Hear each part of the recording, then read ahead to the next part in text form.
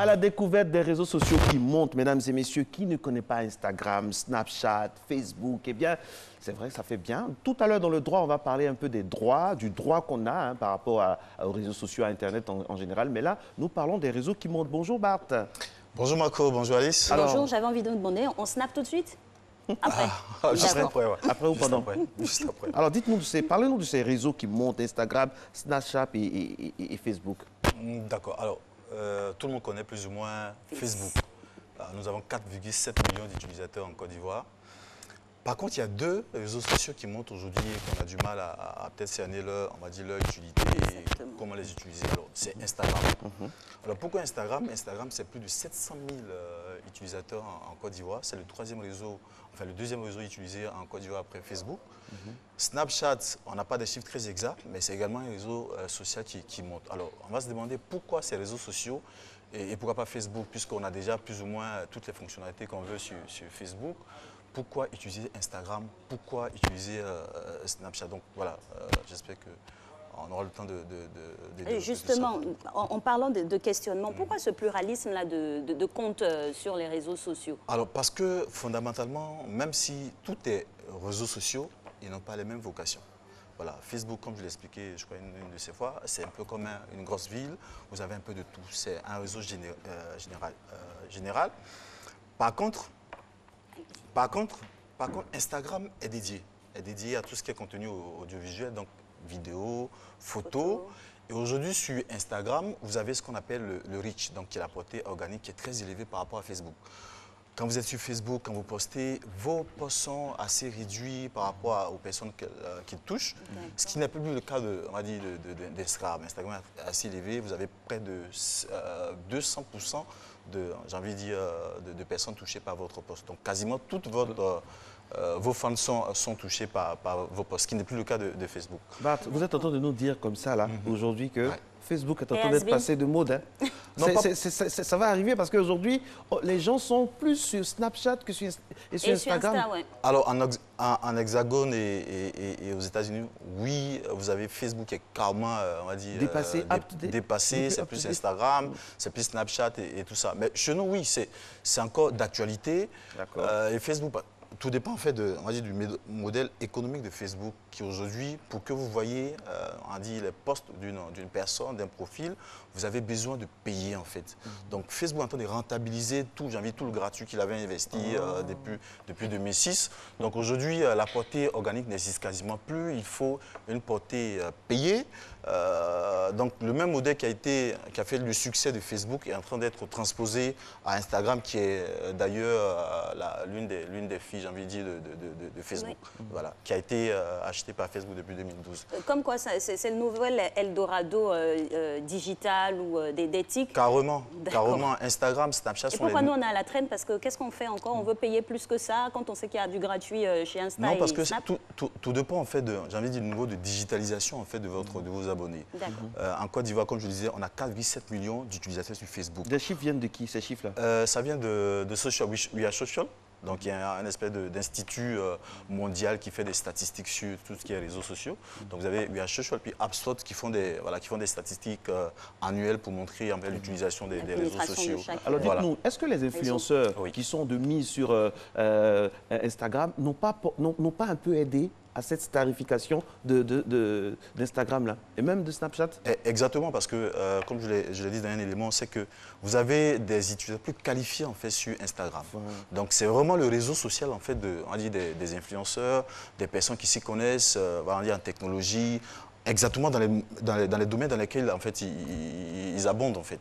Donc c'est un peu ça, c'est eux qui ont permis en fait de starifier, mettre Instagram sur le piédestal en fait. Alors Monsieur Konan, on en parle de ces nouveaux réseaux sociaux là, Insta, Snapchat, mais véritablement comment ça marche? Alors Snapchat, c'est assez difficile à expliquer. Il faut démontrer en fait, parce que lorsque vous prenez, déjà de façon basique, quand vous lancez l'icône, Snapchat sur votre téléphone, vous atterrissez sur une espèce d'écran, vidéo, photo. Alors, totalement en haut, vous avez un petit fantôme. Vous cliquez dessus, vous avez exactement. Vous avez tous les paramètres totalement en haut. Vous avez tous les paramètres pour configurer votre compte. Si vous basculez à gauche, vous tournez votre écran à gauche de cette façon-là. Vous êtes ah, je vous ai snappé. C'est ça. Donc, si vous êtes à gauche, vous avez tout ce qui est, voilà, tout ce qui est amis, tout ce qui est le chat, qui vous permet donc d'envoyer exactement, d'envoyer des snaps à vos amis. Si vous basculez sur le côté droit, vous avez la partie publique. Donc, vous avez les lives, vous avez les stories, vous avez Discovery. La semaine dernière, on parlait de la menace que constituaient les réseaux sociaux pour les médias classiques. Il y a un réseau social Snapchat qui a pensé déjà aux médias classiques. Donc, sur Discovery, vous avez des médias partenaires comme CNN, comme l'équipe, qui ont des contenus sur Snapchat. Alors, il faut le dire, Snapchat est un réseau social pour jeunes. Donc, la moyenne d'âge, c'est autour de 16 ans. Oui. Donc, vous allez voir que la façon de créer du contenu, ce n'est pas pareil comme la RTE, comme les médias classiques. C'est des médias qui se consomment, enfin, c'est des contenus qui se consomment en mobilité pour des jeunes. Donc, on va dire, soit en salle de classe, soit dans le bus. Donc, vous avez besoin d'aller très vite. C'est des formats adaptés. Exactement. Et ça, c'est du pain béni pour les entrepreneurs. Exactement. C'est du pain béni pour les entrepreneurs. Cette stratification-là, il y a les jeunes, il y a les personnes un peu matures, il y a des personnes vraiment conservatrices au niveau de Facebook. Le ciblage est fait déjà. Exactement. Tout de Facebook à Snapchat, en passant par Instagram, chacun devrait y trouver son compte. Exactement. Instagram et Snapchat sont des réseaux sociaux pour jeunes. Mais encore plus Snapchat, parce que Snapchat a ce côté, j'ai envie de dire, authentique, ce côté naturel. Quand vous partez sur Snapchat, spontané, c'est vraiment le réseau social de l'instantané, du spontané. Parce que le but, en fait, c'est que Snapchat a une philosophie un peu différente en fait, des autres. C'est qu'à l'origine, on a toujours pensé que les réseaux sociaux, vous êtes définis par ce que vous postez, par l'image que vous postez, par le texte que vous postez. Snapchat dit non. Vous n'êtes pas défini par ça, que vous êtes défini par bien plus de choses que juste des instants sporadiques que vous partagez de votre vie. Donc la philosophie de Snapchat est différente des réseaux sociaux. Voilà pourquoi vous allez voir que toutes les célébrités, tous les utilisateurs ont un compte Snapchat parce que vous avez là l'opportunité de partager, votre naturel. Ce naturel aussi qui passe des fois, quand on voit les icônes de transformation pour grimer le visage, il n'y a pas une contradiction avec cette politique-là? Snapchat estime que la vie, c'est beaucoup drôle. Beaucoup plus drôle que ce qu'on veut faire paraître. Un peu plus de fun dans la vie. Un peu plus de fun dans la vie. Instagram, c'est, regardez comme je suis beau, regardez comment je suis ici. C'est beaucoup plus une vitrine, en fait. Il faut montrer sur votre beau jour, il faut être, j'ai envie de dire, il faut gommer les petites parties qui ne sont pas les imperfections. Ce que Instagram ne fait pas, Snapchat ne fait pas. Snapchat dit qu'on peut être beau, on peut être naturel, et puis avoir envie de se montrer tel quel. Et c'est exactement ce que Snapchat fait. Il y a le côté seize the moment, il y a le côté carpe diem, c'est-à-dire on saisit la vie. On y apporte des ingrédients. C'est comme si on est en train de préparer une salade, faire une sauce, tout ça. On y ajoute quelques ingrédients, mais il y a le côté où on saisit le moment qui est magnifique. C'est exactement ce côté créatif que les jeunes aiment parce que, comme on l'a dit, Snapchat, c'est 16 ans de moyenne d'âge. Les jeunes à cet âge sont créatifs, ils ont besoin d'authenticité, ils ont besoin de transparence. Donc, ils n'ont pas besoin de trop de surfait, trop de communication, on va dire... Ils sont chap-chap. Exactement. Donc, c'est ce côté-là que Snapchat leur offre. Donc, si vous avez besoin d'être sur ces réseaux sociaux, vous comprenez une chose. Snapchat vous permet de faire découvrir vos côtés, j'ai envie de dire, naturels, vos côtés authentiques, vos côtés instantanés. Donc, les courts instants de votre vie, en tant qu'entreprise, en tant que personne, vous les partagez sur Snapchat. Sur Instagram, c'est le côté, j'ai envie de dire, vitrine, le côté, montrer ce qui est beau, ce qui marche bien, le côté surfait, vous êtes sur Snapchat. Et Facebook, l'ancêtre? Alors, comme je disais, c'est assez généraliste sur Facebook. Vous avez un peu tout, vous avez quasiment toutes ces caractéristiques-là sur Facebook. À force d'en avoir de caractéristiques, Facebook est un peu perdu, j'ai envie de dire, dans tout ce magma-là. Ce magma donc de caractéristiques. Mais en même temps, on sait que ce Facebook, ou du moins Instagram, c'est une sous-chambre de Facebook. Oui. C'est pas inquiétant de se dire aujourd'hui que Facebook tente à vouloir maintenant rentabiliser toute la gratuité qu'elle a offerte. Est-ce que ça ne va pas arriver à Insta après? Ça va arriver et ça arrive déjà. La semaine dernière, on parlait des publicités sur Facebook.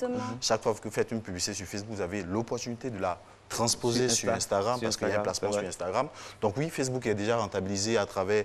Mais la chance qu'on a sur Instagram, autant pour moi, la chance qu'on a sur Instagram, c'est que votre portée organique naturelle est assez élevée.